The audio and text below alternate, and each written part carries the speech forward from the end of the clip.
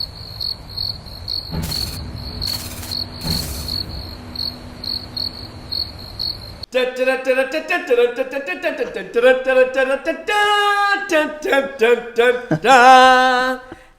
and gentlemen, welcome back to the Fresh Prince of Tasmania. So good to be back here in this chair. Girls and boys, I hope you guys have been listening to our previous podcast, and thank you for supporting us if you have. And if you're just tuned in, then welcome, and seat yourself down, get yourself strapped in, because tonight we're going to rock this party. So, Alex, welcome back. Hello, Prema, and hello to everyone out there. And girls and boys, tonight we have a celebrity actor, Dan Balcaban. I don't even know if I said his name right. Dan, that was right, welcome, yeah. mate. That was good. Dan is an actor from LA, living here in Sydney at the moment, director, producer, and we got a lot to talk about. Some amazing stories coming out of you tonight. Thanks, mate. Christian, welcome back, mate. It's been a couple of weeks. We have missed Christian. And for the viewers out there, if you don't know who Christian is, then you haven't been watching us from day one. So get back and start rewinding or start watching some of the takes. Oh, how's your week been? Well, it's just got hot, hasn't it? Got really hot, hasn't it? Like just today. Boom. Yeah. Boom. Yeah. My wife's loving it though. Yeah? Well, do you like the hot weather? It's still a bit cold-ish. Yeah. No, but just today. Just today. It's nice. Yeah. Like, let's not talk about yesterday. Yeah. Talk about today. Today is the important day. Yeah, when you're stuck in an office and you go outside and then you're just like, what? Where'd this come from? Yeah. No, this is good. I love summer. And I think people in general are happier when it's summer. Yeah. Or just when the weather's nicer, isn't it? You know? I know I'm really happy. I'm happy all the time. But So Dan, let's talk about you. Who are you? Where are you from? What's your favourite colour? And do you like going for long romantic walks to the fridge? Anything related to food, I love. Yeah, absolutely. Yeah, I guess you said most of it. Yeah. So, favourite colour though is red. Red? Red. What's your favourite colour, Alex? Red. Manchester United fan. Oh, I don't even know which camera to look at. So, you're Australian, but you live in LA. Yeah, we actually just came back from LA about 4 or 5 months ago, and I was living there for 2 years, and before that I was living in Toronto for a year. That's where I met my wife, in Toronto, and then visa issues, visa ran out, so I got a green card, moved to LA, push the acting, push the filmmaking, and but in order to be with my wife, we moved to Australia because we were doing long distance for 2 years. So from Toronto to LA? Exactly. Yeah. So I'd go to Toronto and see. How far away is that? I mean, it's about a 6-hour plane ride. Yeah. It's going from east coast to west coast. Okay. First class. But it's still yeah. No, that's how come we're broke. It's a short ride, but it's it takes a toll financially after a while. Yeah. So we just, and plus being away from a loved one, it takes a toll on just being together. Yeah. So we decided we'll come back to Australia, get visas going and all that sort of stuff, and my wife hadn't met my family, so you got married over there? In Toronto, yeah. Wow. Yeah. Yeah, cool. So if you get married over there, doesn't that give you like... No. Maybe back 20 years ago they would have done that sort of thing, but not anymore. Okay, because too many Americans were marrying Mexicans. Yeah.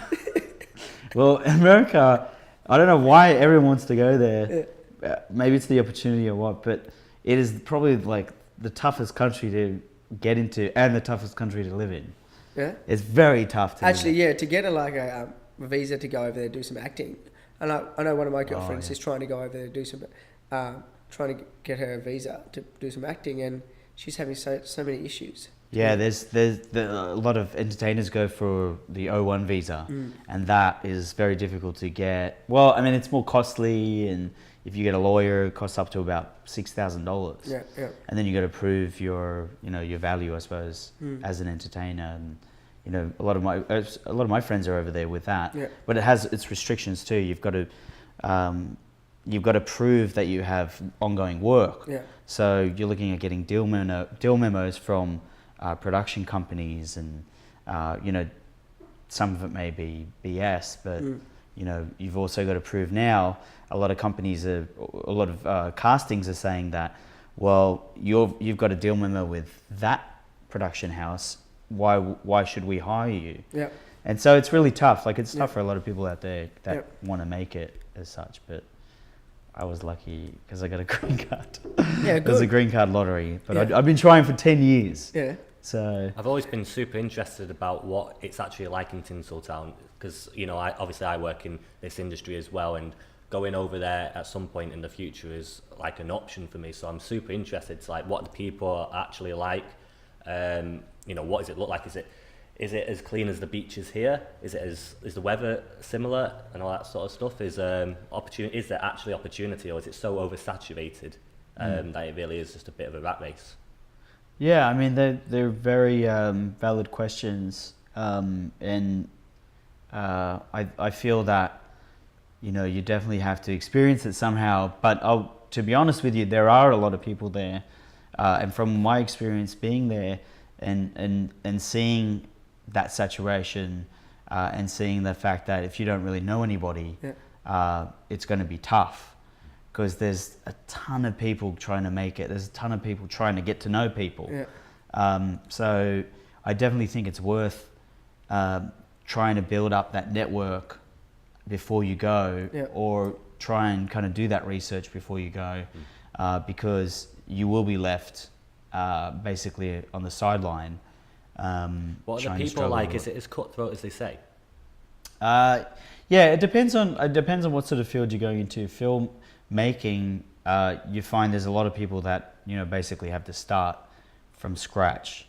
You know, you do whatever production assisting work, but I don't think it's, you know, as portrayed as the movies as such, where it's a dog eat dog. It depends on how much you want to fight for it, I suppose, without sounding too cliche.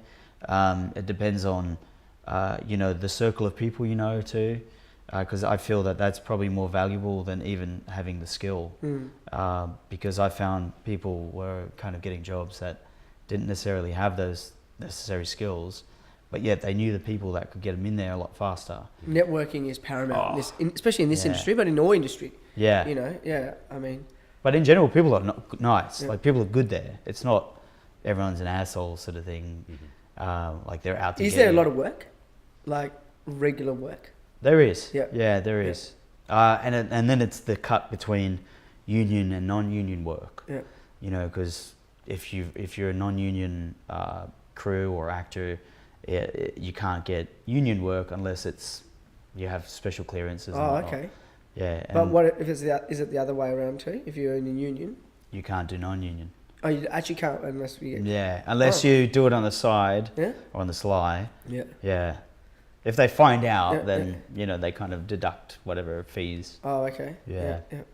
So tell us, you've got a new film coming out. This is what I'm really interested about. It's called. It's Care About Us. Care About Us. And Tell it's us about a documentary. It's been like 4 years in the making. It's just like had all these ups and downs. I've had no money basically. From the very beginning, 2012, leaving Australia, you know, I just set off on a quest. Tell us about where the idea come from. Tell the viewers what it is about. Yeah. It's a documentary about homeless people, and it touches on basically people's stories in 10 countries around the world. And I hit the streets, I hit charities, soup kitchens, and basically just spoke to people. Yeah. Just general conversation, asking them their opinions, asking them how people feel about them, how they feel about other people, what do you want to change, what should the government do? Like, just basically a set of questions. Yep. And I just had a conversation. Yep. You know, just very non-threatening, not intimidating them. Had a chat with them well in advance before any camera started rolling, just to kind of build a rapport with them. And there's no real character arc or story arc, other than finding what's going on in these situations in each country, what other people are doing differently to help people. Countries? It was shot in Sydney, I'll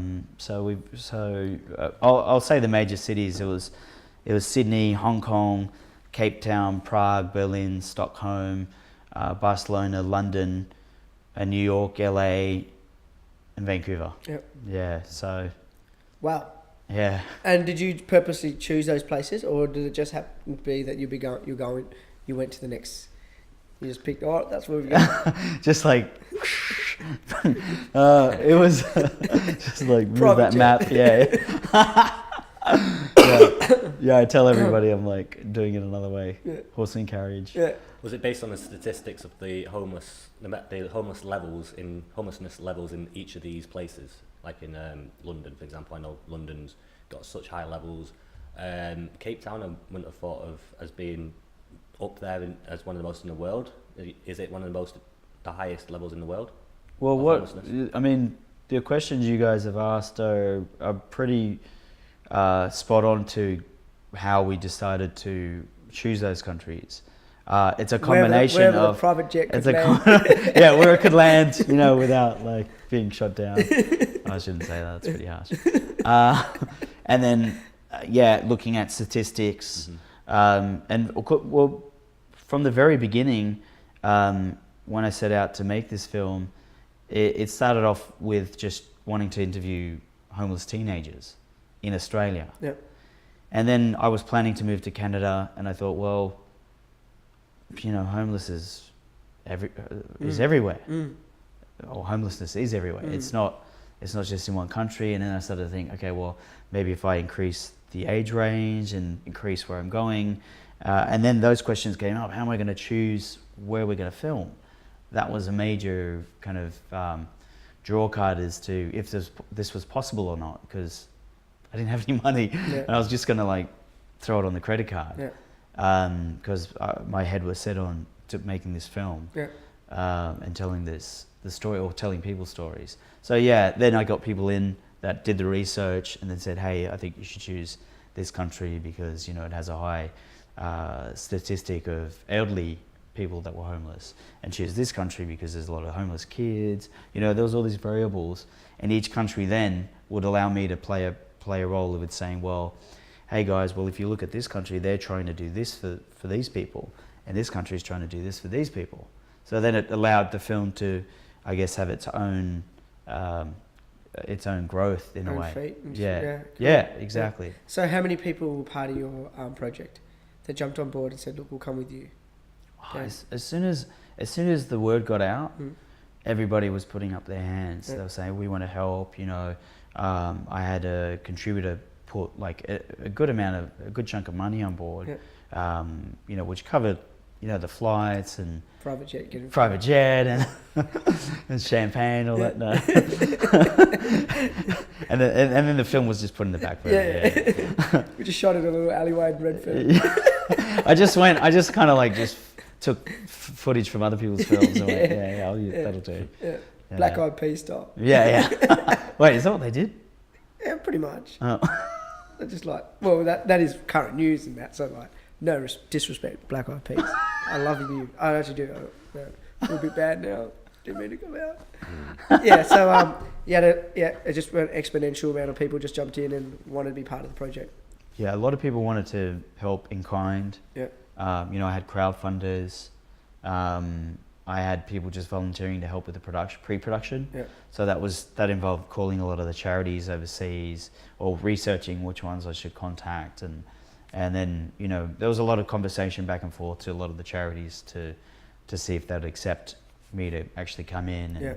And there were a lot of people that were very welcoming. Yeah.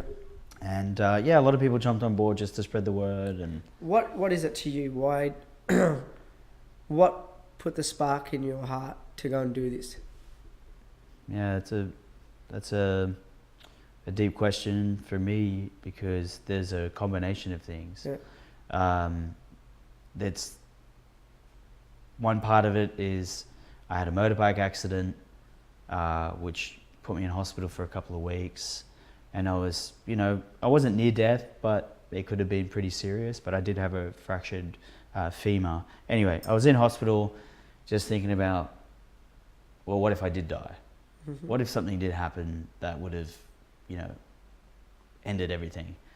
And then I started to think, well, what have I actually done in my life? Has it always been about me? I've been doing acting, and that's just really, okay, that's about me.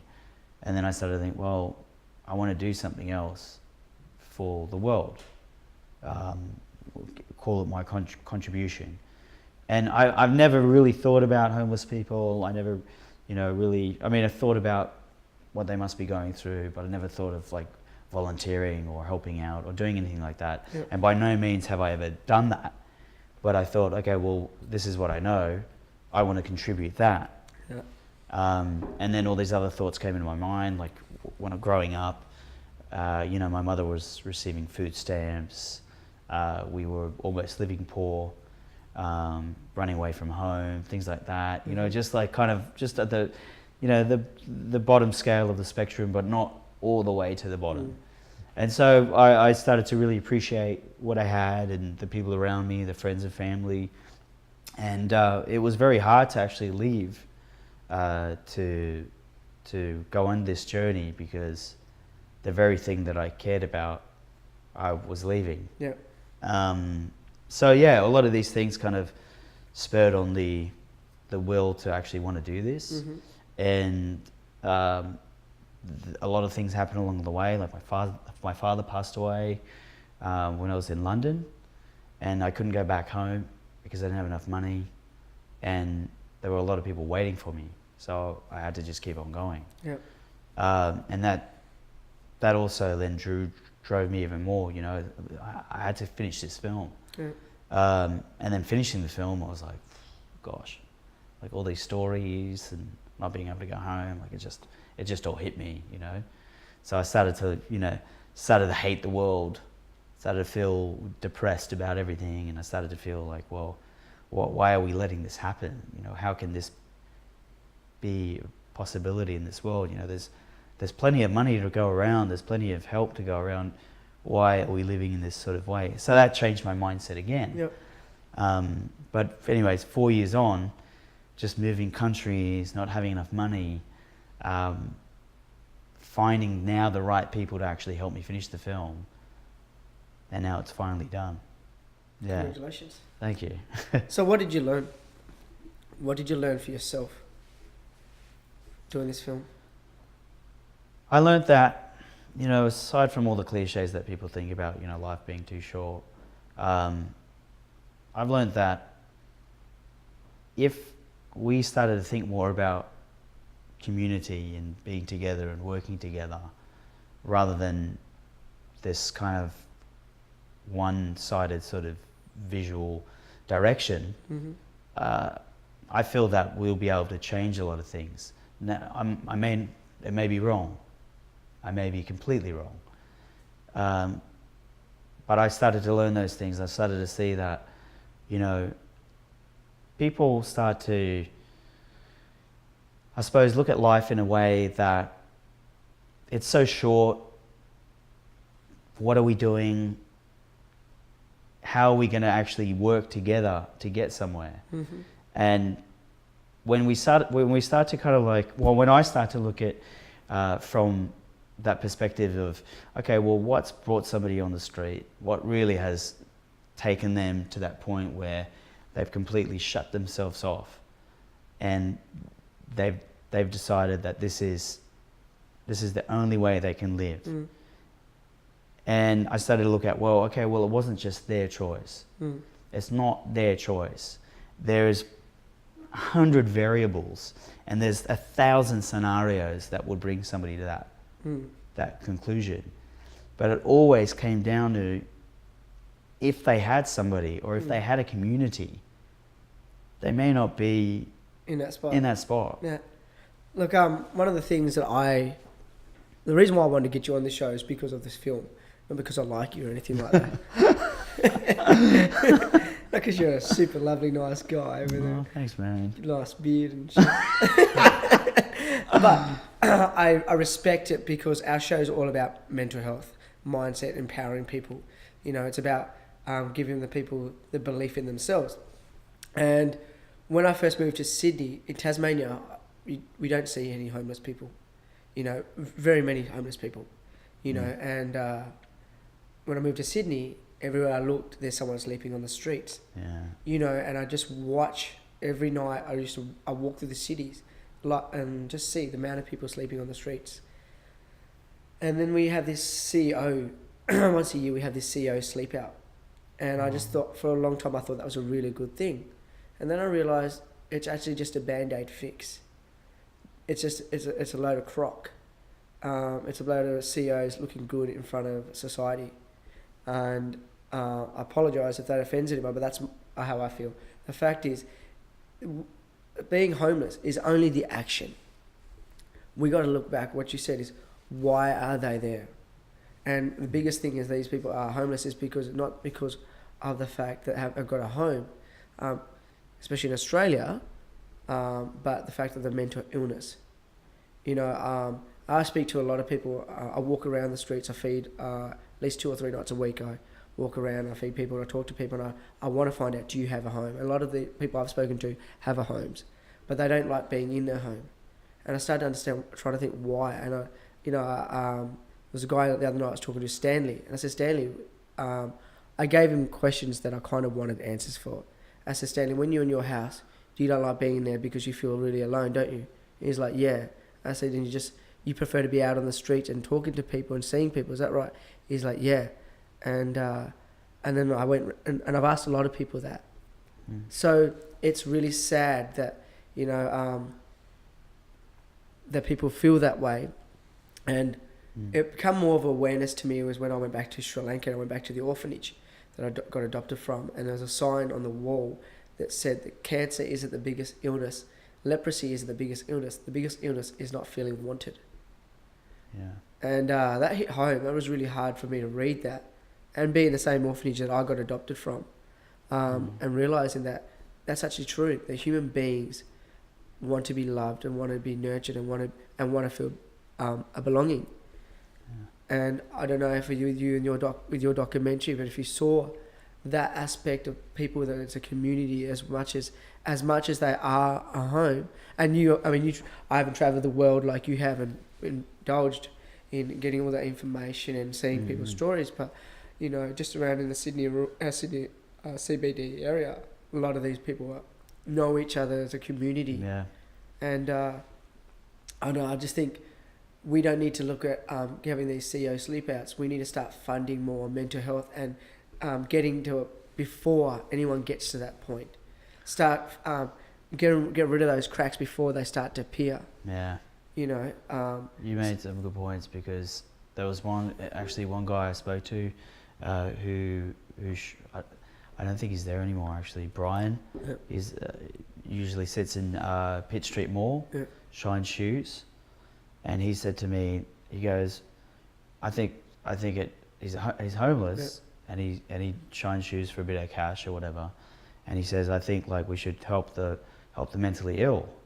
And so when you said that, I was like, yeah, that's what this is. That's what this guy was saying, and he was thinking more about people worse off than him, when he's in a pretty tough situation himself, but he's thinking about the mentally ill, and a lot of people I spoke to were they were so like, they just had so much joy just from talking to somebody. And some of the people I interviewed cried. They said, nobody's ever asked me these things.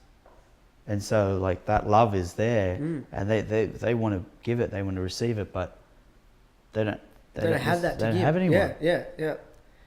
I totally understand, and you know, that's what I've seen through the, you know, I used to work at a cafe in Surrey Hills, and every Sunday I used to get all their leftovers. There's a Greek restaurant, so there's, you know how the Greeks like to cook. Your snack is like a banquet fair. Do you want a snack? Boom, the whole table's full. None of these fucking peanuts and just some light chips.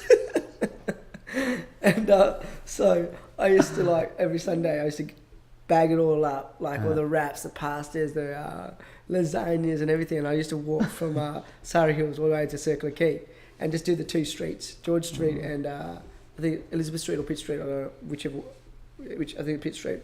And I just the joy that the reward that I got, and I only did it for me. I didn't do it for them. I just did it for my own selfishness of wanting to see them happy and wanting to make sure that they got food in them, because I think that's the most important thing, getting food in them first. You know, than just giving $5. You don't know where that $5 is going to, or $10 or $20, and like, the amount of people were so accepted of food.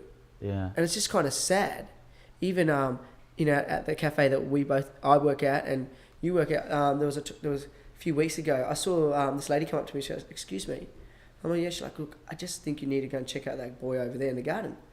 I said, "Oh, why?" He's like, "Oh, he just looks really looks like he's trying to steal people's bags and looking like he's looking to steal something." It's like, "Oh, lady, police, no one does that here." And when I went for a walk through the garden, he was in the bin and he was looking around and he was like, and I saw him pull out a bread roll and he started eating it. And I walked up to him and said, "Hey, buddy, how are you?" He's like, "Look, I'm really sorry." I said, "No, dude, relax." He's like, "No, I'm really, really, really sorry. I know I shouldn't be here. I'm just really hungry." Oh. And I was like, oh, that, like, it hurt to see him say, genuinely, "I'm really sorry, I'm just really hungry." And he was so embarrassed, but still wanted to hold on to the roll. And I was like, "No, dude." I said, "Mate, come here." He's like, "Oh, no, I'll go. I'm sorry. I'm sorry. I was like, "No, buddy, just stay exactly where you are." So I went to the kitchen. We got a couple of burgers, chips, got him a ginger beer, and we went out and had a chat. And he's like, "Look, man, I've just moved to Sydney. I moved in with my sister, and you know, I just haven't been able to get a job, and I haven't been able to get any settlement money or anything like that. And it's really, really tough." And I just wanted to like give him a job straight away. I was like, "Mate," he's like, "I'm like, come and see me anytime." He's like, "Look, no, I don't want any charity. I just," he's like, I want to try and get a job so I can get a phone. And it was like, God. And you don't realise. And like, this boy was no different than looking at Christian. He would have been the same age as Christian. Well-mannered, really well-spoken, had no like, and just to see that, it was just like, I was like, fuck, what's wrong with the world, mama? Yeah. Like. So outside of mental health issues, what would you say are the other main factors behind homelessness? Did you ever meet anybody who used to be rich, for example, and just lost everything and no one to fall back on? Yeah, actually I did. It's a combination of things. It might be a singular situation, but then it may become a combination of things after that. It does always lead to mental health issues. And I think the perspective I take is, if somebody decides to, not so much exit from the world, but if somebody decides to mentally switch off, frankly, I don't blame them sometimes. When you say mentally switch off, do you mean just get sick of the system Yeah. that we all live and just not want to be a part of it? Yeah, exactly. That's exactly what I mean. Mm-hmm. I don't blame them sometimes. I don't blame people that find it tough. I myself have gone through, numerous amounts of moments where I've been depressed or like just kind of fed up with everything. So it's easy. I mean, I can see how it's easy for somebody to get that way. But then when you look at, for example, that story of the kid that you were just talking about, I mean, he seemed like a normal kid or whatever. Just a good boy. Just went through a bad circumstance. So let's say that's one scenario. Just went through a bad circumstance, had to move, don't know the backstory, but maybe he had a troubled childhood too. But he honestly just needs a job. He needs an address, needs a phone, needs a shower, needs to get clothes and all that sort of stuff. So like those simple things that we need, and this kid is finding it very difficult because he needs a few of those other things to make that happen. So that's like one whole scenario or one circumstance. And then, like, for example, what you asked about, did I meet anyone that had a lot of money? And then, yeah, I met a few, especially in America. In fact, some of the people I met were still like, God bless America they still had that mentality. Yeah. You know, America's going to save us. You know, so, and these people were like basically stuck in this deep hole, and nobody's throwing them a rope. Mm-hmm. But yeah, this one guy actually told me during the financial crash, you know, he had like a really great apartment, awesome car. He was a banker. You know, he's making loads of money. Then it all went to shit, and then he lost everything. He lost his wife basically left him. But you know, again, I don't know a lot of other details in that story, right? Yeah. But the fact is, like, he was like, well, I figure I just don't want to pay rent anymore. Like, why am I going to work my ass off again, get to that point, and then just like lose it? Like it was nothing. And you know, there he is sitting out in front of Subway, but he seemed pretty content. Mm-hmm. I mean, I'm not judging what. It's interesting what life is, isn't it? Like what is life? Yeah. Like, what is life? If, you know, I mean, the main key essential things we need to have is our health and mentality. They're the two things that are really important for yourself. Yeah. Other than that, what is it to have? Yeah. If shelter is accessible. Our only function is to survive, and because we've become so intelligent, we've built these systems, but these systems just don't include everybody. Yeah. And I still think we're pretty early in our civilization, and things like this are just going to come with the birth of the systems that we make, and not every system's going to be perfect. You know, we've had revolutions throughout humanity, and I'm sure there'll be revolutions again. I'm sure that there'll be different systems again, and they'll all have flaws until, you know, we get to the perfect stage, and we don't know what that is. No one has the answers yet, because at the moment it's a very exclusive system that we've got. So tell us, what's the That's how I feel too. Yeah, it's really. Yeah. What is the forecast for this feature film, the documentary? Where do you want to go with it? What do you want to do with it? And what do you want to achieve with it? My original goal, and which is still my main focus, is to get the film out there for free. Yeah. To build awareness. Even the screening's the money's gonna go to two charities.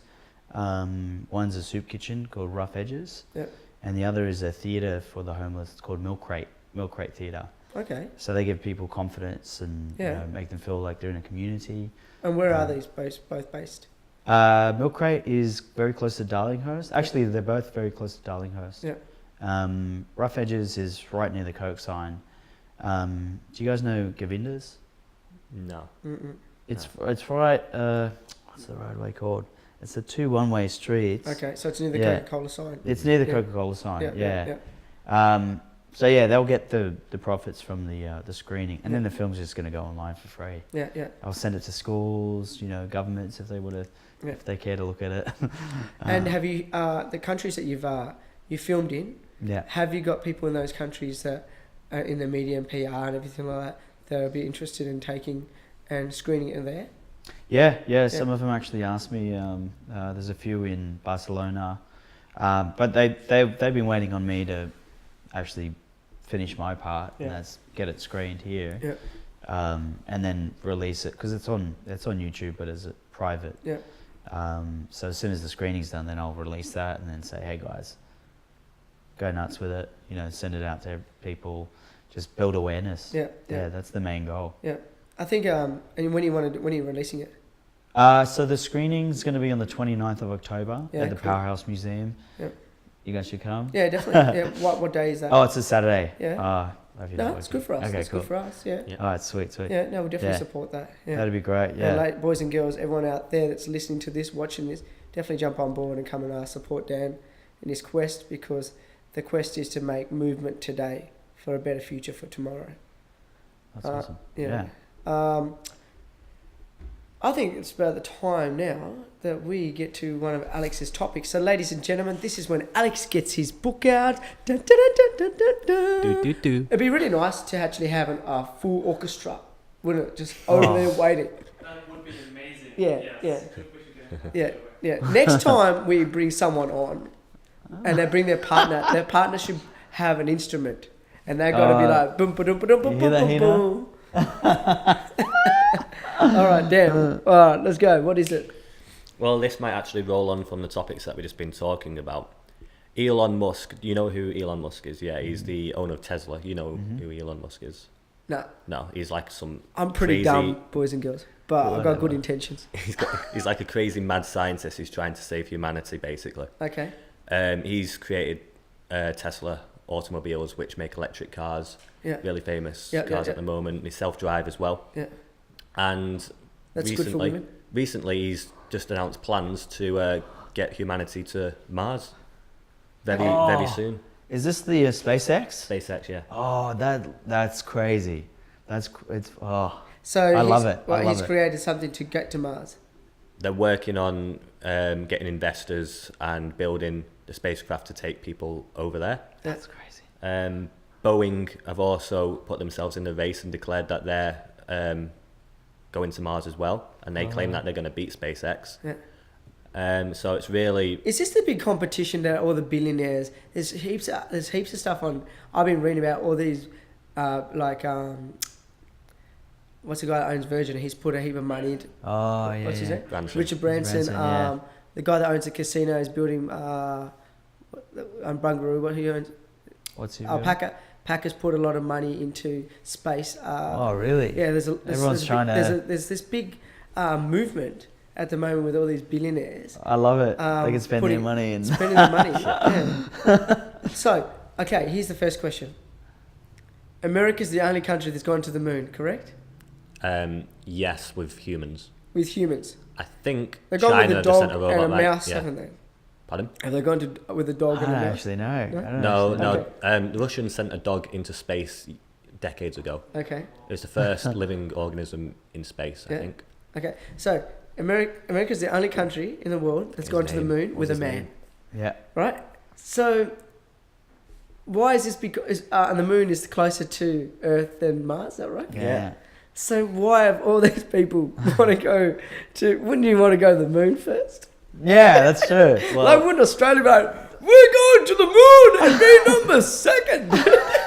Did you hear that there's this great restaurant they're thinking about making on the moon? Yeah. Yeah, the food's good, but there's Yeah? no atmosphere. Boo! But they got some good moonshine. Oh, got the moonshine. Mhm. So the answer to your question, Premier, is yes, there is no atmosphere on the moon. It's tiny. Mars is quite similar to Earth, except it's more of a dead planet, but Yeah, it could similar to Earth. Oh, It's yeah? dead. it could, Yeah.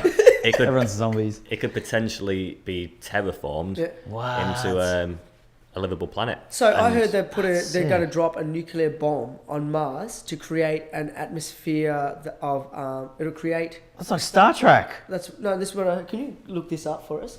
That they're going to drop a bomb. I don't know if it's an atomic bomb or whatever. That's bomb, crazy. to create a reaction between the atmosphere in Mars and obviously the land, and create some sort of reaction in that pair Are you to serious? create some sort of life. Mhm. Yeah. Wow. Yeah. No, is this for real? Yeah, I yeah, don't for know if real. you're That's. joking. I mean. I don't think they need that though. Have you ever seen? I don't know. Obviously, 'cause I'm not a scientist. Total Recall, but man. you've seen what's his name? The Martian. Anyway, the film The Martian. Oh, yeah. And what's his name? Dave. See if that's right. If they're doing Matt something. Damon. Matt Damon. Yeah. Bring him home. They didn't. They just had self-sustaining buildings that they made when they went there. They built. They planted. They planted vegetables and stuff like that, and they basically created the soil to live off. Let's find That's out two right. questions. Yeah, I remember that. Yeah. What did you And then he find? had to do it on his own. Yeah, he had to put minerals Sorry if you haven't watched into the soil. Oh, we're doing it for the people. Ladies and aren't we? gentlemen. Elon Musk plans to bomb Mars with constant nuclear pulse explosions to basically heat up the planet, create atmosphere, and keep everything warm, creating a greenhouse effect. Boom. Wow. Yeah. This is So that's the crazy guy that though. What owns if it Tesla. goes wrong? So I didn't know who Elon Musk is, but I knew his story. I love Elon Musk. I think we should have people like him in charge of running countries I believe as that. our yeah. presidents and prime ministers. No, if he wants to bomb the shit out of Mars already, I'm not Imagine sure. what the Marsians would be thinking. Not again. We've We kept lost quiet our for so long. They're like deep underground. This little alien baby. Oh shit. Actually, I heard that the movie Martian from Matt Damon's movie. He was just talking about yeah, it. right, I know that. Right? I heard that though. They shot that in the same studio where they shot Neil Armstrong going to the moon. Was that the same studio they shot it? Yeah, I knew you were going to say that. That's next. Look it up, quick, look. That really No, happened. but isn't it weird, right? That they want to go to Mars. Only one country's gone to the moon. Why do any of these other countries want to go to the moon? And why? No, aren't but I think they have afterwards. Yeah, I think like they North did. Korea said they're going to do it in the next 10 years. Yeah, but that's 10 years away. No, within the next 10 years. It could be like 5 years. Yeah. They usually lie. Has the though. Russians done it? What's that? The Russians? I No. think they have, haven't they? I don't think Well, they were in the space Can you station. just find Yeah. out how many people have gone to the moon? We're so uneducated. I'm pretty sure I saw a Forbes magazine, and I said this in the last podcast, but there was an ad there that you can go to the moon for $11 million. Wow, Yeah, that's what I saw. That's not gonna happen. We need for more me, I guess. laptops. Yeah. We need a whole group of people on laptops. We need like a screen in front of us, so we don't like have to guess. Like, well, isn't that true that? So in the missions to the moon, both manned and unmanned in total, there have been missions conducted by the Soviet Union, the United States, the European Space Agency, Japan, India, and the People's Republic of China. Damn. But they're all human. Manned and unmanned. Okay, so can you go manned? We just want to see manned, because unmanned doesn't Oh, mean... poor guy. He's like, Because Danny Deckchair went to the moon, didn't he? Alright. that was in a balloon or something. He sat in a deck in chair. this chair, and put then all he the just balloons up. yeah. I'd love to. Yeah, do that's a man. So, session. talk about Danny Deckchair. Dick Smith kind of did the same kind of concept, Oh yeah. didn't he? Was it I Dick just Smith? found out Dick Smith is closed. Yeah. Been away for 3 years. It feels like travel through time poor or bugger something. just shut all his shops down. But poor billionaire. yeah, Oh. poor billionaire. But it's interesting, that whole concept too, that how the world now having a shop front is not as feasible. Oh yeah. How the power of internet and how the power of technology making an information is so accessible that the brick and mortar is not as efficient or required. It's because stuff like DVDs and CDs just aren't needed anymore because it's all digital. Yeah. A lot of people are just buying online, Mm-hmm. Yeah. And but also it's a good thing. It's a bad thing one way, like Dick Smith having to shut all his stores down, all these people being unemployed. Yeah. However, on the flip side, we shouldn't have an excuse to try grow within ourselves in a business, online business. It's the same kind of view of Uber comes in, but taxi drivers, feel threatened in some way. But what are they doing to grow? Yeah. It should definitely spur on. You got to be like the dragonfly. Yeah. The dragonfly Tell us is the like an story. insect that's come from prehistoric times. Well. And throughout the prehistoric times, from dinosaurs to caveman to the Neanderthal man to now what we are, Homo sapien, or the 21st Y generation, right? The dragonfly has lived through all that period and is one of the prehistoric insects, and it's just Interesting. evolved and changed and shifted and It adapted. And that's what you got to do, ladies and gentlemen, boys and girls, is adapt to your environment. And don't become your environment, right? No one's saying about becoming your environment, but working out a way of how you can be you within your environment instead of shutting yourself off, asking what can I do for my environment? What can I do within my community to grow? What can I do within myself and bring other people to join the ride? Yeah. I think that's really important. Agreed. Now, Yeah, What the next thing one? you Yeah. brought up about that race, the space race, I'm fascinated with that. And I'm fascinated with, there's a race for autonomous vehicles. Yeah. What was the other one? There was a race for flying cars. I hope they do all that stuff in my lifetime or in our lifetime. I love the That'd be sick. Jetsons, so I want to see a flying Yeah. car. Speaking of that, they're talking about making a pipeline between LA to San Fran, or is it LA to San Diego? I can't remember. But it's like a super fast underground sort of train tunnel. Yeah. that uses air pressure or whatever, but it gets you there in like 20 minutes, like LA to San Fran in 20 minutes. And that's from one end of the states to the other end, or how far was that? I don't know if they're probably just going to do one. No, that's only on the East Coast. Okay, yeah. But they might do more after that. No, like what I mean is like, does it take only a couple of hours to drive to each Oh, state? how long does it take now if you were to drive? From LA to San Fran, it's about a 6-hour drive. Shit, so they're going to do it in 20 minutes. 20 minutes. Holy moly. The train takes about the same, like 8 hours or something. Wow. Yeah. That must be going super fast. Yeah. That's really cool. Yeah, through pressure or something like that. Wow. So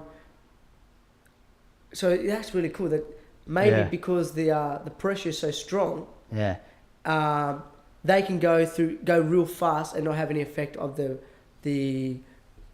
That's why it's got to be a tube. Because the pressure's got to hold it. Exactly. And the people won't feel. They'll be able to just do their thing because they're not affected. Yeah. Because the pressure's so strong. Yeah. So there's no barrier of any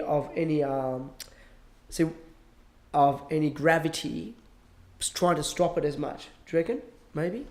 I mean, my scientific Oh no, I just think that's fascinating. view would tell me that. Yeah, no, I think I'm not sure exactly how it works, but they must have worked out a way to because I mean, if you were just in there, like you'd probably burst your eardrums. Yeah. With the speed of it.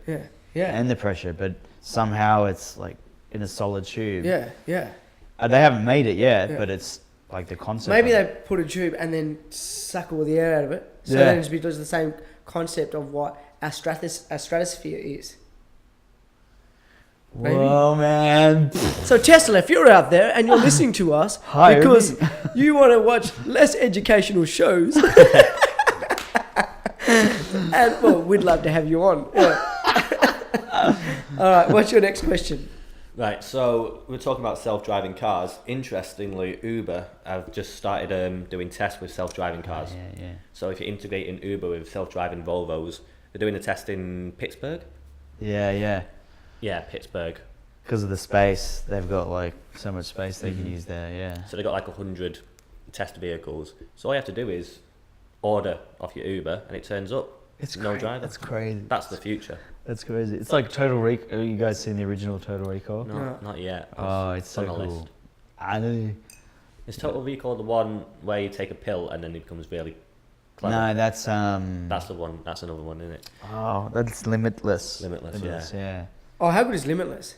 The movie? Yeah. You know, it's quite interesting They made it how a series. that drug is kind of like, I don't know if when you go to the gym, do you ever take a pre-workout? Oh yeah, when I went to the gym. Yeah. Okay, so there's this pre-workout that I used to take called Jack 3D. And they banned it. Oh my god! Banned it in Australia because they had. Are you taking all these high sugar Nah, content calm your phone. products? Calm your phone. So I used to take this product called Jack 3D, Placebo. and it was full of sugar, but had the same chemical that or drug that LSD or something like that had. Oh, what? Yeah, but honestly, I would take this just one scoop of this stuff, right? And what it meant to do is meant to give you ultimate strength and power and push you harder in the gym and stuff like that. I would take this thing, and I could run for 5-6 hours. Wow. Just to go running. I just go, how am I going to keep running? I might run like for easy, not 5-6 hours. I've never went running because I just don't want to waste that much time running. But I would go running for at least 2 hours. Yeah. And then I would write. Like I wrote pretty much a whole screenplay. Right? Wow. So, and I'm a pretty slow typer. You know, a lot of spelling mistakes. I don't know. Like my mind, boom, just give me ultimate. Before you take any more of these substances, just run it by me. Yeah. Do you know what? He's got a personal trainer this week. He's telling me about his personal trainer. His personal trainer made him hang from a pole, and his personal trainer started punching him. Yeah. What the hell? It's conditioning. No, it isn't. It is conditioning. Like actually, like boom, really hard. Boom, boom, boom. No, not too hard. But how's that going to improve you, except for maybe increase your pain threshold? No, it's just enough to tighten your just to keep your abs and that tight and everything like that. Was he yelling at you too? Like, he's like, come on, you piece of shit. Yeah, you piece of shit. Yeah. Where's my cat Nine Tails? God damn. No, but it was good because I was just like raise my leg and then just like boom, boom, boom, boom. But like a lot of boxing, kickboxing, like you do. I go 3 times a week to a fight gym. I never see anybody. Yeah, but do your fight gym is just rolling around on the ground. No, they got boxes there, kickboxes, Muay Thai. Yeah? Well, ask you Muay Thais. Muay Thais. Yeah, because I've You seen do a lot of boxing, don't training. you? No. It says you do boxing on your website, or maybe you just have a knowledge. Oh, I did it years ago. Yeah. Yeah. Have you ever like seen that in the gym? Or people punch. I mean, well, when I was a kid, I did a bit of karate, and the teacher let us hit him Yeah. in the chest, but no one actually hit us, Yeah. unless we got to sparring. But then I don't know. Yeah, I just think you gotta be tough. Boom, boom, motherfuckers. Don't fuck with my abs, because I don't have any. It's okay. I've got a 1-pack. All right, so tell us the story of how you and your lovely wife met. You over in America, trying to Canada, right? It's in Toronto. Yeah. Toronto, yeah. Yeah, I was in Toronto. I went to like a few speed Boys and dating. girls, if anybody doesn't know, but Dan's wife is like ridiculously good looking, like Beyonce style. Like he's married Beyonce. She loves Beyonce too. Like the original Destiny Child. When Beyonce was like Beyonce a Destiny Child, that's what she looks like, ladies and gentlemen. We got the 90s Destiny Child. Right I don't here. think you can handle this. You'll handle it. Yeah, you probably just made a head like with saying Beyonce. She loves Beyonce. We met. I was living in Toronto. Yeah. I just moved there. I was I don't know why, but I was super lonely. Yeah. So I went to a few speed dating things, which is great fun, by the way. Yeah. If anyone wants to go. Yeah. They're big over there, aren't they? Oh Speed yeah, dating is they're massive. huge. Yeah. It's big here too. Is it? Yeah. Yeah. It was a lot of fun. I got to meet a lot of people, but didn't meet anybody that Yeah. really Stuck out. Yeah. Yeah. Yeah. And then Beyonce came. And then, "Oh, I don't think you can handle this." And did you say yes, I can? And then, if you want to, you better put a ring on it. Yeah. No, she didn't do that. No. She didn't, no. Okay. Yeah. Anyways, so I kind of was like bummed out. I was like, fuck, I'm never gonna meet anybody. Cut a long story short, decided I'd become a vegan. Yeah. Are you a vegan? I was. Okay. But only for like, I wouldn't even call myself a vegan because it's probably like all the vegans Hey, watching are like, 1 week without McDonald's. the vegans watching are going, that guy's a liar, man. He's not vegan. 1 month's nothing. I don't know. Hang on, so why No did you offense. decide to become a vegan? Well, I saw. I'm I so know, depressed and lonely. It's so bad. Like, Plants will love me. nobody loves me, so I'm gonna be a vegan. It sounds weird the way I put that. Okay, all right, Trevor.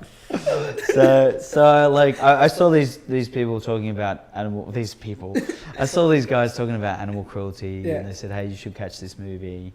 I saw the movie. The movie was called A Ghost in Our Machine, Yeah.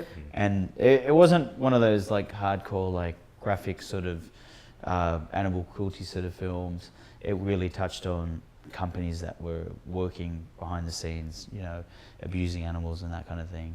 Anyways, I met the director, Yeah. and she said, "Hey, come to this party. It's at a place called Lush, and they're going to have free food." And I went, "Okay." Free vegan Free food. food. Free tofu. Yeah. Oh. They had vegan cupcakes, and they're like just full of sugar. Yeah. Like, you know. Anyways, Hina was working there. She was working there at the time. Yeah. Yeah. So that's how we met. Yeah. We went a few dates, and that was it. And you got married over there. That's like crazy. Yeah, we got married 2015. Yeah. April 15th, 14th, 13th. April. Shit. Someone's Shit. sleeping on the couch tonight. We've been married twice. Yeah. Oh, because you come over here and got married, yeah? No, we got married to get the paperwork. Yeah. And then a year later we had an Indian wedding. Oh, okay. Yeah, we had. Are you Indian? Are you Indian? She's No, Indian. I'm just joking. So I white. was like, "Fuck, you're good. You're good. Yeah. You're good. Yeah. Good actor." Yeah. So that was it. Yeah.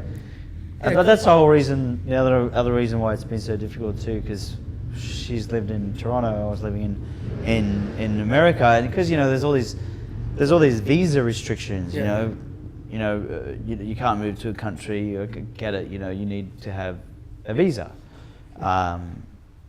and we totally respect those rules, although they're kind of a lot of bullshit.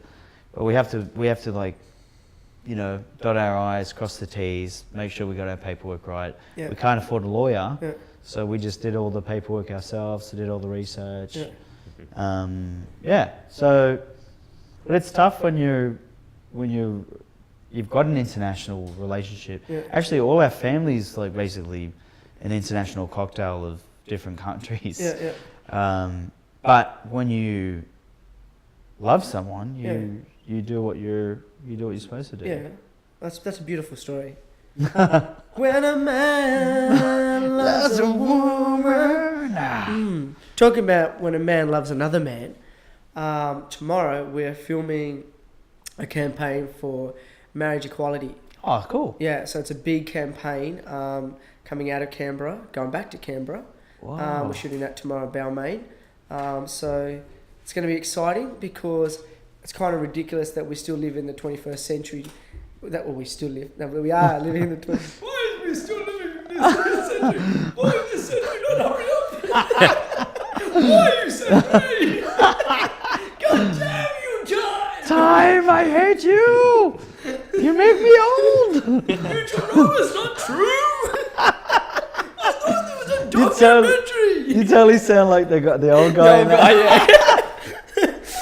But it is ridiculous. Yeah. Oh, so That- that's cool. yeah, That's yeah. you making a Yeah. promo video thing. Yeah, big campaign. It's going to be national. It's going to be Australia and New Zealand. Oh, no, That's it's cool. Australia. Just Australia. Nothing New Zealand. So I was thinking of... It might become New Zealand. I'm doing a musical which is going to be Australia and New Zealand. Oh, that's sick. Yeah. So we're doing a play which is Grease and Hairspray combined. It's sick. What? It's a lot of fun. So we'll be doing a lot. We're on tour a lot next year. It's going to be mad. Yeah. What? Yeah. So, ladies and gentlemen, Futurama, we worked out, is not real. Damn you, David Attenborough. So, as I was saying, we're filming marriage equality tomorrow.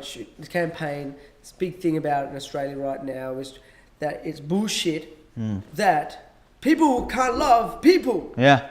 We are segregating ourselves. Society does that. Why does the white society do that to us? Do you know what I mean? I think it's absolutely bullshit. We're sorry. Yeah. Is it? So it's not legal here. No. So two males and two females cannot marry and show each other their true affections and love. Yeah. Yeah. In this country and be accepted as a couple. We're so behind. Seriously. Yeah. I mean, Canada, it's legal. It's legal, right? Marriage equality. For over a decade in Canada, it's That's been not legal. fair though, because Canada's one of the best countries in the world. Everyone's super nice. My Yeah, got flatmate Dr. is Dre and Canadian. Justin She's Bieber. one of the nicest people ever. Canadians are awesome. That's why everyone wants to go there. Yeah, especially if Trump comes in. Dun, dun, dun, dun, dun, dun. So, boys and girls, this is the time of the night where we call premise facts. So, I found a fact, and I had to put it in my phone. And this is a fact. Penis fencing. Has anybody heard of penis fencing? Huh? What do you mean? Anyone heard of penis fencing? No. Okay, boys and girls, Not sure I'll if tell I you what want to. penis fencing is. Penis fencing is a scientific term for a mating ritual between flatworms. It involves two flatworms attempting to stab the other flatworm with their penis. The penis. So The two penis. worms, I'm really Well- glad that we gave you this segment. yes, are like going at each other with their penises. With their dicks. They're just. That is so good. How do they? That's so like, it's- in actual terms, like what men should do. Because it's all about man's ego. Man will fight man because based on ego. Not sure if- Testosterone. I mean, hey, I'm all And for. the worms are like, fuck this. Dude, it's too cold to put my shirt off. It reminds me of puppetry of the penis. Oh, how good is that? I'm not sure if I'd want to watch it, but I'm curious. You never seen it? Never seen it. Oh, yeah, I watched it on like the Comedy Channel once. Really? Yeah. And Those they guys- actually like make yeah, shit with it. like get the they make a snail. I've even tried the snail. Yeah, I've tried a few of the tricks. I tried the belt, but my belt's too big. No, like the snail and the caterpillar. Wow. Now, here's an interesting fact for everybody. So, in 2001, an 11-year-old girl came to this conclusion about what's it? Pokemon. Pinocchio. Oh, Like Pokemon and Pokemon. that's what I thought you said. Yeah. Pokemon and Pokemon. Pinocchio. Pokemon. Okay. So Pinocchio, there is a parody with Pinocchio. So when Pinocchio says that if he lies, his nose will grow, Yeah. right, is the truth, but his nose is going to grow. Paradox. Huh? Paradox. Oh, see, I'm not very good. I should have read it. Wait, what? Yeah. Right, Okay. so every time Pinocchio lies, his nose grows. Yeah. So if Pinocchio says that sentence, every time I lie, my nose grows. Is that it? Yeah. Doesn't sound Every right. time I lie, my nose. Okay. No, because that's true. So his nose That's wouldn't true.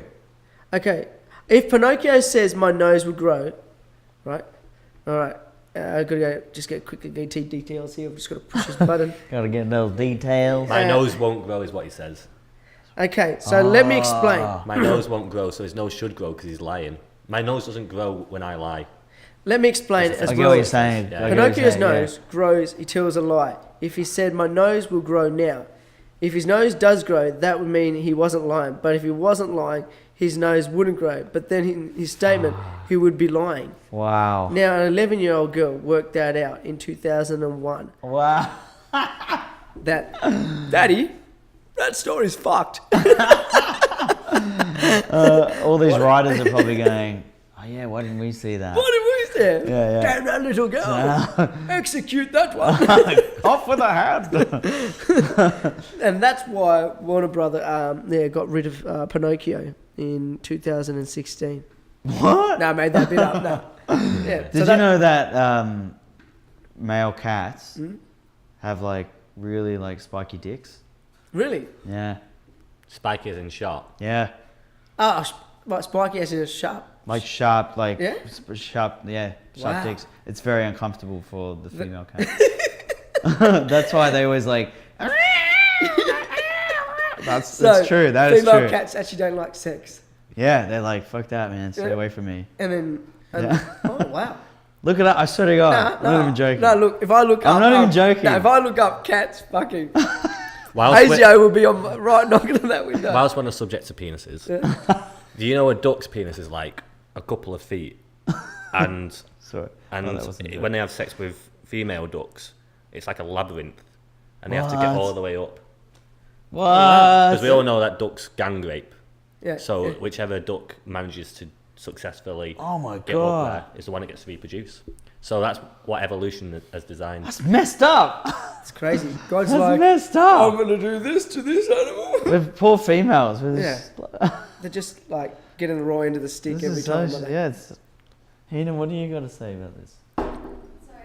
Oh, she's falling That's asleep. okay. She's falling That's asleep. okay. So, Yeah. another interesting fact: limelight. Does everybody know why the term limelight, where it comes from? When you're in the limelight. Yeah. So everybody knows the limelight, meaning that being in front of the camera or being in front of people.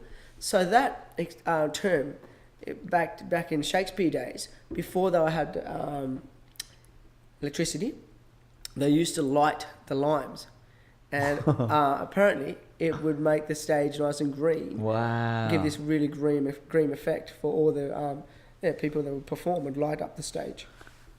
That's really interesting. Yeah, and that's where limelight comes from. Premise facts. Now, this time of the night, ladies and gentlemen, is when Christian, the man that you never see, like the man behind the fence, on Where is he? Tim, the tool Who man, said that? Christian? Where is that voice coming from? Christian, has got something of discussion. Yeah. Mine is facts, here's his book, and his is of discussion. Yes. So a few things were shown this week regarding film and television series and all that.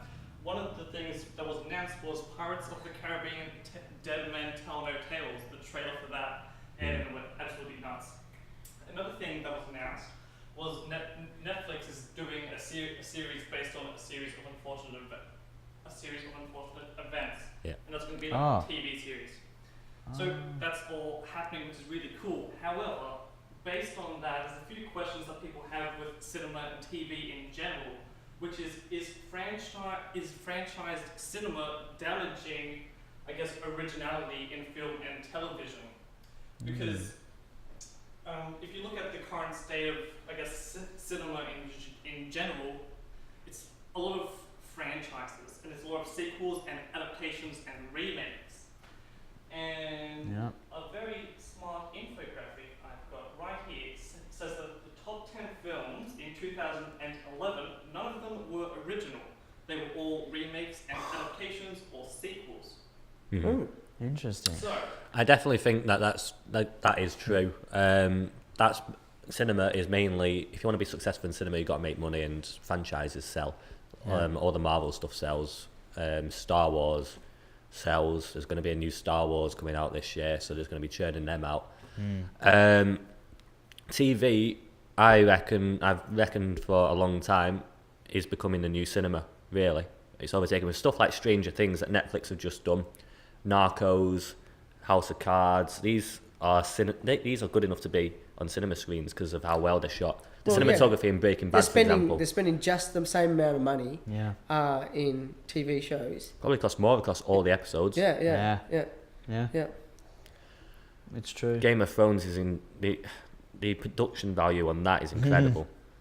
The Yeah. acting in that's incredible. It rivals any film. I think it's better than that TV series is better than any film I've ever seen. Yeah. Not as good as Narnia. Sopranos is better than any Narnia. film I've ever seen. No, but that's, Narnia? Game of Thrones and Breaking Bad would have to be the two best from a scriptwriter's perspective, the best in the world, the best in the world. Like I love those that, shows. the writing in that is, and no one's doing that. I love those shows. Yeah.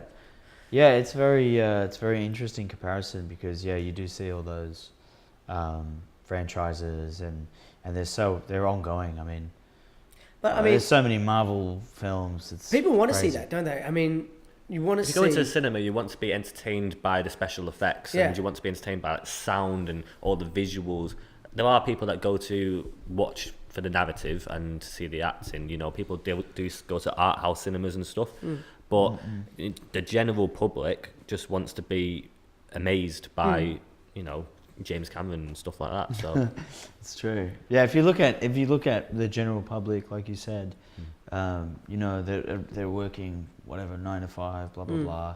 You know, they just want to go somewhere and relax, escape their life or whatever, and go on a little journey. It's a ride. Yeah. But in And saying if they that, can do that and they're making money from it, then that's great. yeah. And then they're making remakes and all that. But I feel like at some point It's going to stop. it's going to stop.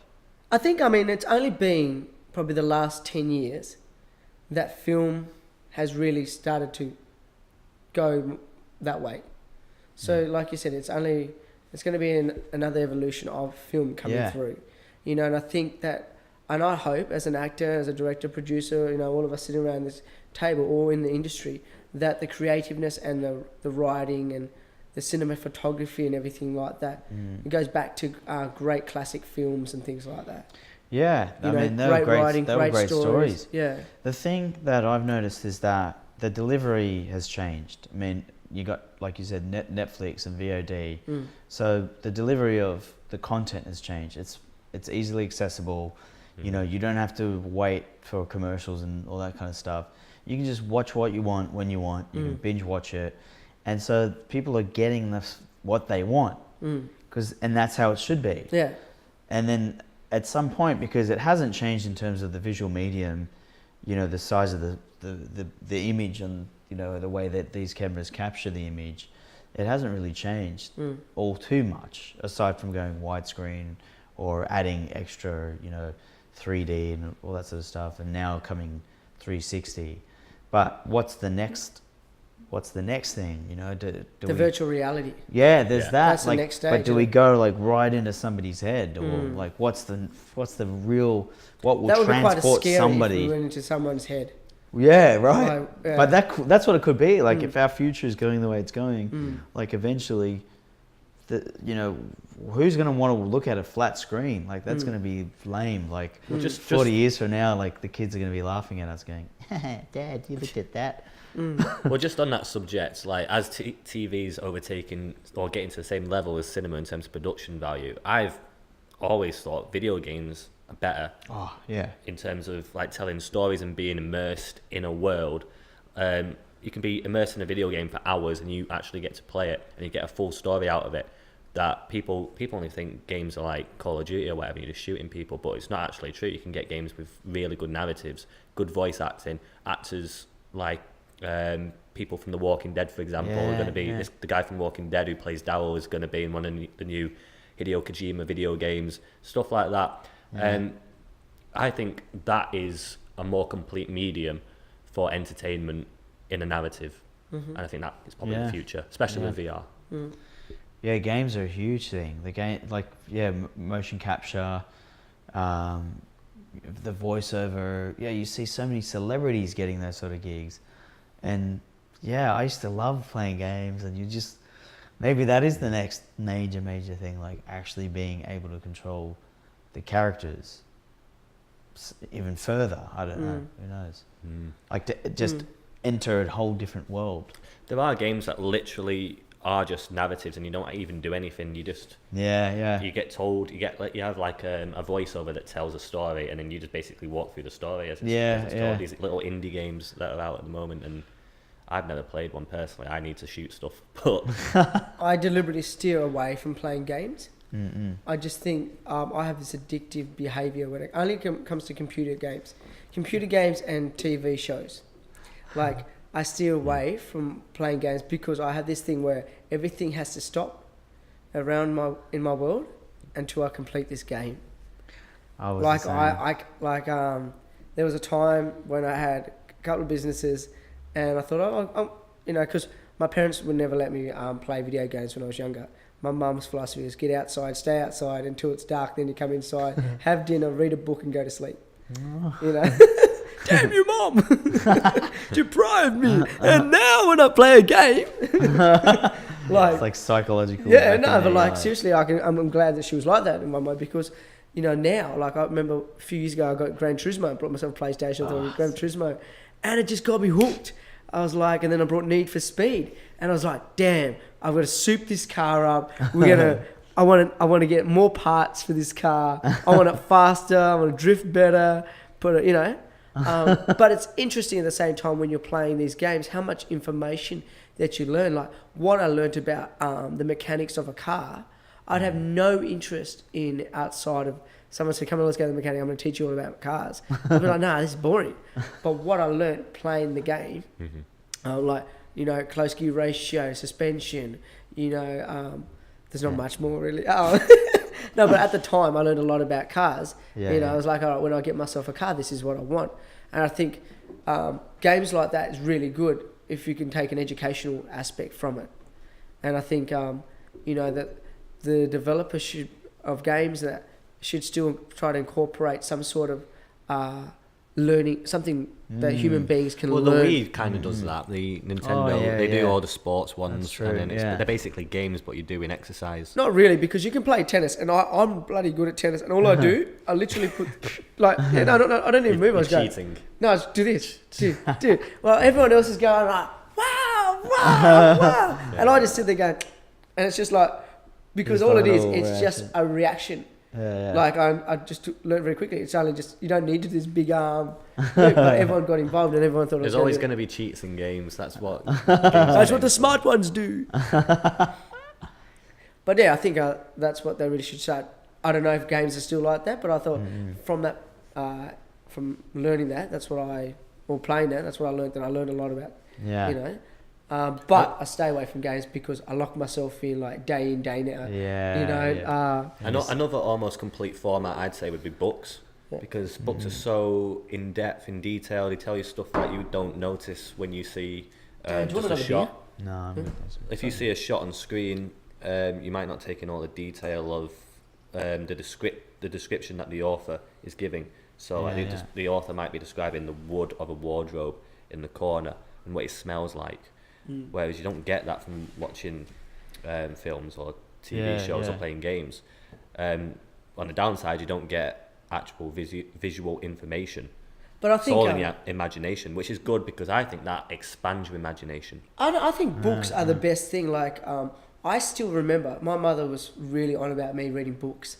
Like she had this principle that I had to read at least 10 pages of a book every night before I went to sleep. And there was some nights we got home like 10 o'clock. I'm mad but I'm glad that she did that, because even today, I still have the feelings and memories of the books that I read. Wow. And can still picture, like, you know, there was this book about this boy who wanted to be a fast runner, and he had a dog, and there's a story about him and his dog and how he trained with his dog. You know, I still can picture that dog. I can still picture how that boy felt when he was trying to compete, you know. That's so cool. Yeah, you know, I can still remember, I remember reading this book, something, Lost Queen or Quest of Queen or something, how he travelled through these villages to get to these things, and I can smell in my imagination. Wow. It never talked about smells and that, but what it felt like. So I think books are amazing, and I think that the visual world takes that the richness of your imagination away, because you really have to create a world when you're reading a book. Yeah. Where when you're watching film and TV, anything visual, you don't. You're connected to it, but there's no imagination. Everything that you're seeing It's what is it is. You know, given to you, yeah. it's no different to books and music are just as powerful as one another. Books and like, and I'm talking about books like, I don't know the difference between non-fiction and fiction, whichever one, the ones that it's got a story to it.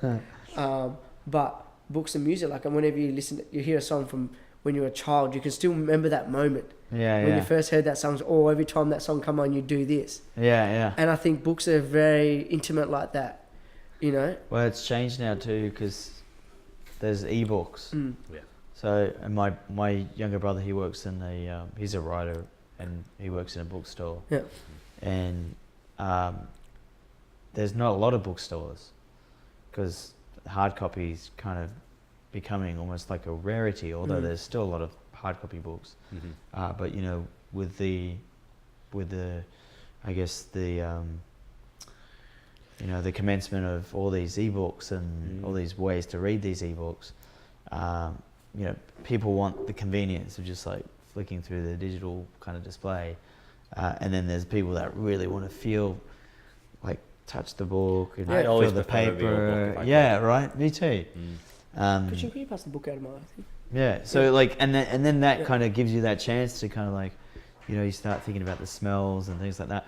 But whereas if you're holding a digital thing, I don't know, I feel psychologically. Do you feel like if you're reading a storybook, I'd rather read from a hard like, copy, but reading from it, look, I understand the same thing, like what you're saying. Like, I try not to download books or buy books online through my phone or laptop and things like that. Yeah. Because I like to have, like, I feel that the print Yeah. has so much history, so much. There's people have worked hard to make that. You know, where the papers come from, the art and everything like that. But I think this whole concept of reading, if it's from ebook or from having a book, hard copy, the imagination is still going to be created. Oh, as yeah, opposed yeah. from that to, you know. Yeah. And while we're talking about books, this book here I'm reading is called David and Goliath. And Malcolm Gladwell, ladies and gentlemen, if anybody out there wants to read a book about learning epidemics and yourself and just scenarios in life, this gentleman is an amazing author, an amazing writer. And a topic that I wanted to bring up, which I was reading on the way here tonight, was about rich families and poor families, and what it is to be a parent on both those scales. And one of the things I was talking about is that there's a chapter I'm reading about money, and how the struggle of parenting is, if you're really poor, if you're extremely poor, what the struggles of parenting is the same equality as if you're mega rich as a parent. And the paradigm is so similar. And it was talking about a family that is really poor struggle to give their children everything because they can't afford everything, right? And parent, and like being able your child to have the best of everything because we're extremely poor. And the flip side is someone's filthy rich. And this comes from, and I want to quote this right, this comes from, if a family is a father was poor to begin with, and then becomes mega rich and then has children, it's harder to teach his children the basics of what the father learned about working hard, about earning your way, because the children are living, and it's based on people like that are living in Hollywood and Beverly Hills and things like that, and fathers have had nothing, built an empire, and then trying to teach their children the same principles that they learned, but can't, because how do you teach your child, earn your way and things like that when they don't have to? They don't go and rake up the leaves in the neighbourhood to make pocket money. They don't have a lemonade stand to make money and things like that. Those basics that made them where the parents are now as a successor. How did they put that for their children? Because the children are living such a great life that that they can't have the whole understanding. Yeah, the understanding. Yeah. And it was interesting, like it was saying that, most parents say you can't have this to a child because we can't afford it. And it's so easy, but you can't say that if you're mega rich, because the things like there was the daughter said to her father, "Why can't I have it? You drive a Lamborghini and Mum drives a Bentley. Why can't I have it?" And you can't use the excuse that can't afford it. Yeah. So then it goes all about how you talk to your children, saying use an excuse that they can't have something. Then actually making a decision. No, you won't have that because I've made that decision. It's a really good book, and It's interesting. there's a lot of things that I've learnt in this book, and I'm minute, I'm not barely anywhere through it. But what I've learnt so far, I just think the power of books, and Malcolm Gladwell, I've already read one of his books called The Tipping Point. I recommend everybody to read The Tipping Point. It's amazing, and it shines on just how humanity is and how beautiful human beings are, and then also how we're the creators and also how we're the destroyers. And one of the biggest things that we have everything in here, and everything is created in here, and it's your reality is your reality when an idea is implemented by action. Everything comes from the imagination. Yeah. Like all the inventions have come Yeah. from somebody's imagination. Think of all the things that haven't been created because they've just not been imagined yet. Yeah. It's insane. Even the basic things, it blows me away. I don't know how many times a month I think, why did I think of that? Yeah. Like the simplicity. And so I guess that whole concept is that live your life as simple as possible. Yeah. Clear your mind of as many things as possible and have less, because less is more. The more that you want to buy, the more shit that you have to get rid of, and then the more stuff that you want and that you want to appreciate. And It's true. and I know that maybe you might be going on this path, but I was just reading some Robert Kawasaki. I think he's an amazing mentor, and he talks about don't buy stuff with your money that you're going to throw away. Buy something with your money that makes money. Right. Yeah. Yeah. And I've been and I'm not about money. I'm not a materialistic person, The but amount I of do stuff like I've had to turn down to actually put into stuff that's going to help with your career, cameras, lenses, whatever. Yeah. I wanted to buy a TV before we started this podcast, and then I was like, I don't really need a TV, but I'd love to make a podcast. Yeah. So Yeah. it's that sort of principle, isn't it? It is. Yeah. It is. That, viewers out there, boys and girls, think about every day that you work, the money, the paycheck that you get every week. Think about just that $100 that you got, what you can buy with that $100 that's going to then make you $200. Yeah. Honestly, or what that $100 is going to give you that can then make you grow to the next level. Yeah. And that's what I want. True. I want everyone to start thinking like that. And it's not about, doubling your money or anything about money makes money. It's just about buying a book and reading. Investing in yourself is pretty much what I'm saying. Invest in yourself. Because every week you're going to earn $500, $600 or $1,000 or $2,000 or $3,000, whatever. Every week you're going to earn something, and you're going to have enough left over once you paid rent, food, and stuff like that. You got enough to go and spend, either on takeaway, a new dress, new pair of shoes, a basketball, whatever. Think about, like you said, do you really need a TV? No. buy something that's going to help your dream become a reality. You'll feel more happy, you'll feel more fulfilled. Yeah. And you'll want less stuff. Another thing I'd suggest is pay all your bills right at the start after you get your pay. Yeah. So pay your rent straight away, pay all your bills straight away, or put them into another account and just have done with it, and then you know exactly how much money you've got for the rest of the month. Manage yourself. And also, like, another thing, boys and girls, is really believe in yourself. You know, Dan's a beautiful man, and he's a clear indication of self-belief and having a drive. And also an awareness. He had a bit of awakening, realizing, what am I doing for humanity? Everything is about me. And I tell you, one of the best rewards that I get as a human being is that I love giving motivation talks. So I love empowering people. I love doing that. I'm all about mental health. And I think all of us in this room are about mental health and want to make humanity stronger and better. And I tell you, all the riches in the world, all the queens and kings out there and the princes that died with all their gold, the riches that we get of seeing someone grow, someone develop, and a smile on their face, empowering, is worth more than anything physical someone can give us. It's true. Yeah. My mum always said that you can't take the money to the grave. Yeah. It's nothing. Yeah.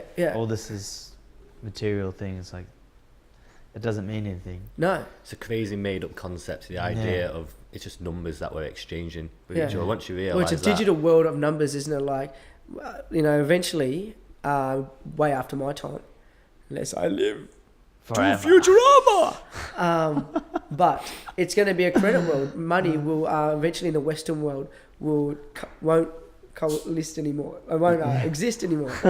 Well, like, they're just everything's going to be card. You know. Oh yeah. They'll get rid of all notes. they're going to chip people. Yeah, Yeah. man. Yeah. Like, it'll become I a cool hate that. fad, and then all of I a hate sudden that. we'll wake up and realise, hang on a minute, we have no control. Oh yeah. We have It's- no control. It's the illusion of Yeah. control. Yeah. So please don't allow technology to be so fascinating that you forget to talk to each other at the dinner table, that you turn your phone off when you go inside and talk to your loved one about how their day was, and don't just get a 5 answered question. Actually really invest. Yeah. That's really what cool. it is. Before we wrap up, I want to ask you a question. I wasn't a wrap up. I was just having my drink, getting myself warmed up. Warmed up. Just getting warmed up. Oh my god. Not been rolling this whole time. This is just a practice. Yeah. All right. There's no. Yeah. Do you want another Wait, are beer? you serious? Nah. Okay, Do you want another beer? No, I'm good, thanks. Have another yeah. beer, please. I'm good, seriously. Really? Yeah. I don't usually drink a lot of beer. Okay. I'm not peer pressuring him, everybody. It kind of feels that way. Yeah, no, I'm joking. I'm- okay. No, He's I'm an kidding. amazing director. Have it, man. Try this, man. No, I'm joking. The beer What was needs it? a home. It's your belly. The beer is homeless. They can't say that, man. Like, now I have to have one. Yeah, the beer is homeless. You are not supporting. I'll put it in my belly. Yeah. All right, talk to me. I get so sleepy with beer. I can't do beer. Yeah. Right, so we met on Tuesday, and you said that you used to have this ability. You need to let me know what you think of this. Okay. Pema said he had this ability to part clouds with his mind.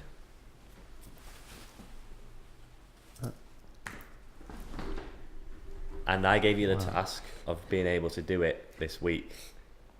Have you been trying it? No, I And forgot how about did it. go? But, okay, so the topic is, and the statement is, that when I was a little boy, I was touched by a power deep within inside me. A defined power that I was born with. And when I was little, I used to have the belief that I was able to part the clouds with my mind, with looking at the sun and the clouds, and I used to be able to, and I truly believed when I was younger that I was able to do it. And still to this day, I believe that I have that power. But I don't look at the sun, I don't have the freedom as much as I was used to when I was little. I lived out in the country. I had very little friends. It was tough growing up, being black in a white society. Oh, mommy. Nah, but I used to look at the sun, and I used to... Oh shit. Oh my god. What are you saying? Did you do that with your mind? Oh my that god. was me! I am Matilda! Oh, I got freaked out, sorry. But I used to believe that when I was little, I used to have the power to be able to part the clouds with my mind. Wow. And I thought that was just something that I had for myself, and I used to just do it, and I used to believe in it, I used to think, and I used to watch the clouds part. from away from the okay. sun, right? They didn't go that way. They went this They way. actually parted. Yeah, right. And I used to think that I had that power, and I just kept it to myself. But at the same time, I was extremely spiritual when I was younger, and I was really connected to myself. And I think all kids are at a young age are connected to themselves. Yeah. You know, I think from, you know, and then as we get older, our gut instincts and things like that start diminishing. kinda You know, goes away, we start having to condition ourselves to way society is.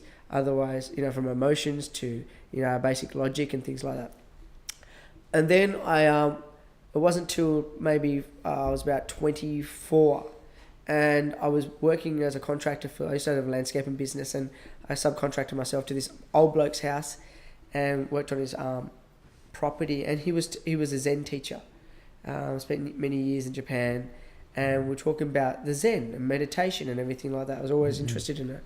And he talked about Zen is not to be Zen is not to meditate and then find your place of just being.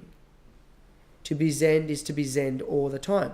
To be in the present moment, to be able to see the future on hand, to be able to be one with your body. And it takes, he was talking about, you know, even just the way you stand, you know, how a lot of us, and when you go and do like body core classes and things like that, and yoga and Pilates is amazing.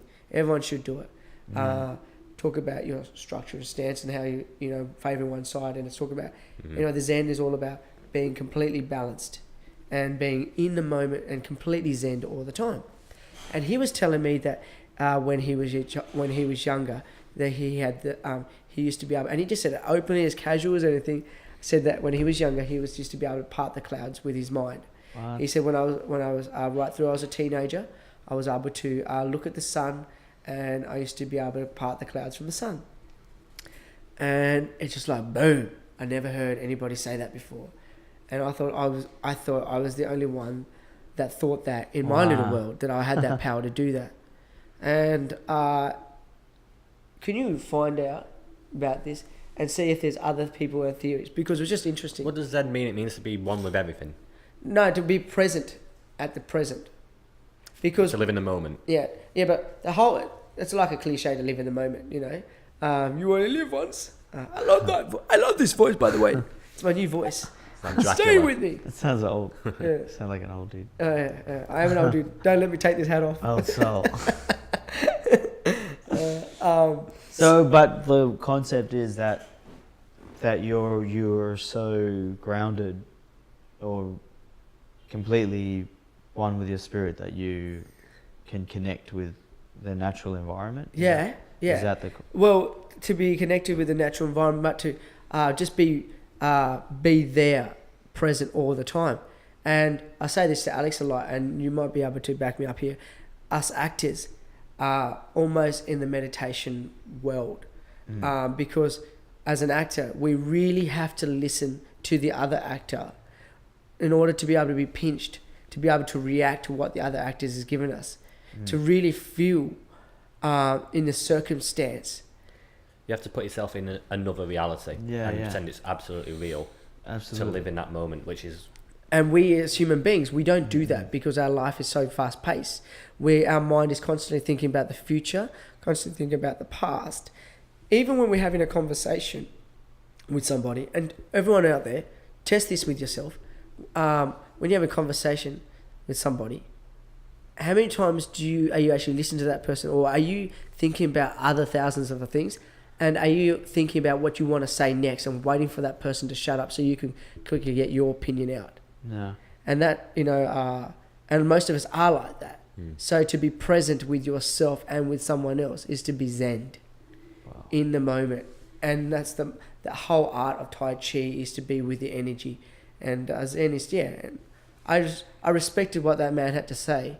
And then 12 months later, I went to Sri Lanka, spent 2 weeks at a Buddhist meditation retreat, and really manifested into the to the person I am today, of, you know, really connecting to the spiritual levels and wanting to have this quest to really change human beings. It wasn't till when I was in Sri Lanka that I realized that what is the most important thing? What's wrong? What's happening with the world today? What's happening with myself?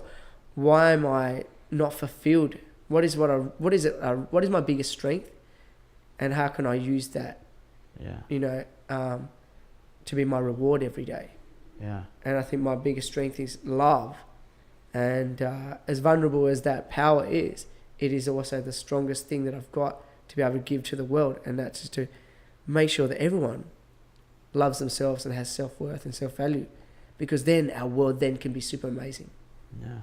Yeah. That's cool. What did you find out? So it's a real psychic ability, and other people can do it. I don't know how many, but what you basically do is just stare at a cloud, Yeah. focus on that cloud particularly, and just basically will it, and envision it disappearing or parting, and it should happen within a few minutes if you focus on it enough. So it is real, and other people. When you say real. have the same experience. That's why we use headphones. Yeah. Okay. So back to like normal with me and Alex. Alex says, "Prove it." I said, "Prove that it's not real." He's just always like, Yeah, we was like, "It's not a fact, Prem." I'm like, Well- "Where's a fact that's saying it's not?" No. I'm like, "Well, there you go." oh my God. All right, boys and girls, ladies and gentlemen, I hope you all enjoyed yourselves tonight. Thank you so much for listening to our guest appearance, Dan Balcaban. Thank you. Is it Balcaban? Balcaban. Balcaban. Or Balcaban. Or Balbacan. Daniel is hey, girls and boys. Seriously, we're going to be putting up. We're going to put your film out on our page. Sweet. We're going to push it as much as we can. Cool. We want everyone out there to jump on board, because it's not the action of what Dan has done, because everyone can do this. It's the reason why. And then it's not just the reason why, it's the journey that he's gone through doing it, and he's had some unfortunate circumstances that are really, really, really close to him, and it even affected me, you telling that story, and thank you. It's a beautiful story, and the sheer will and the sheer strength that you have as a character, as a human being, and your true spirit, brother, the true spirit, and that is what human beings are all about, the true spirit of. That's the strength that you've gone through to do that, and it's not like you were packed full of cash and you just did it because you were bored and you just wanted to do something to look good. You went through the challenge, and, it's so easy this day and age, boys and girls, to have an idea and start it. We can start a million things, and it's so easy just to not finish anything, and to do what you did. I'm looking forward to. I've already seen parts of it. I haven't watched all of it, but congratulations. Awesome. And thank you. we and the world love you, and we want everyone else to jump on board, because remember, his film's about homelessness and that, the story, but it's everyone's why, and it all stems from mental health, and we need to bring that unity back into that community, and the unity in the community is planet Earth, because all these billionaires want to go to Mars. Let's fix what home is first. Whoa. Ladies and gentlemen, that was I good. love you. Please check us out on Instagram, YouTube, Twitter, always putting stuff up. If you want to come on show, come on. I would love to have you on. If you hate us, that's fantastic. Let us know that you hate us. If you want us to talk about any discussions or anything like that, let us know. Email us at thefreshprinceoftasmania@gmail.com. And follow us on Facebook. Follow us everywhere. We'd love to have you on. Alex, thank you. Christian, thank you. Thanks, guys. Peace out. Thank you. And Dan, most of all, Thank thank you. you for sharing Thank your beautiful story. Thank you. Thank you. Peace out, guys. Thank you. Thank you.